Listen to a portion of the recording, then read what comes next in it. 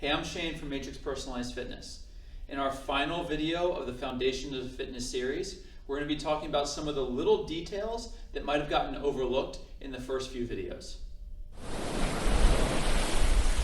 In the first 3 videos of the Foundations of Fitness series, we went through the muscles that are involved in horizontal pushing and pulling, vertical pushing and pulling, as well as the leg musculature. What you noticed in watching those videos is that I gave a number of exercises that tell you how to specifically use a certain part of your body.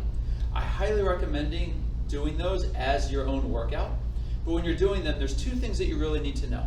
The first thing is that they are designed to be an isolated squeeze. What that means is just in the muscle that you're actually trying to target and feel. When you first start doing them, that's going to be really hard to do, particularly on the muscles on the back side of the body. You might feel as you're doing your pulling exercise for the rhomboids that your traps are getting involved. But as you practice and practice, you want to begin to isolate and isolate even more so that you're not having those extra muscles getting involved. This becomes really important in future workouts because if you're trying to work the rhomboids in a horizontal pull and you start getting neck pain from that exercise, it might be because you're engaging the traps too much. Learning to isolate and differentiate between the two can be a real powerful way in eliminating those nuisance pains. Secondly, and as I mentioned in those previous videos, you really want to pay attention to the difference between the squeeze sensation and the stretch sensation. That's why both are included in each one of the drills. That becomes really important when you're working out because if you can't tell the difference between what it feels like to squeeze and what it feels like to stretch, it becomes a lot harder to work the muscles you're trying to work. For instance, we talked about things being paired. So the chest and the back muscles are paired with each other. While I'm squeezing my chest, there's a good chance I might feel my back stretching. But if I don't know the difference between those things, I might think that I'm working my back when I'm actually working the chest. So be very careful to pay attention to how those sensations are different so you can apply that when you move into more functional movements. Now the last part that I wanted to talk about in this additional video is something called isometric, eccentric, and concentric contractions. And the reason this is important is because when you're doing a horizontal push or a pull, whether you're going up or down, you're still always working the same muscle. So let me demonstrate that for you.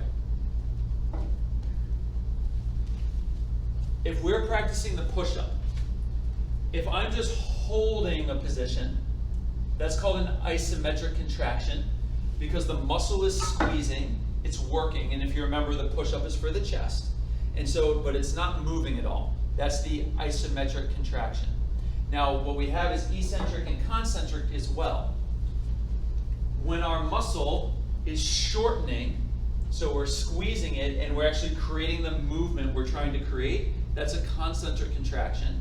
And when we're lowering in and controlling it, it's an eccentric contraction because the muscle is stretching while it's working. So now you don't have to remember the names of these terms, but what's important to know is that while I'm doing that push-up, when I'm pushing away and I'm moving against resistance or against gravity, the muscle is shortening and it's squeezing. When I'm moving forward into the stretch of the muscle, it's still that particular muscle that's working. If I wasn't squeezing my chest during the lowering phase, I would be falling at the speed that gravity pulls me. But because I'm falling at a much slower rate, it means I'm still using my chest muscle, I'm just not putting as much force as my body weight, so I'm slowly losing that battle. Then when I apply more force than my body weight in the concentric push, the muscle contracts and I move back up.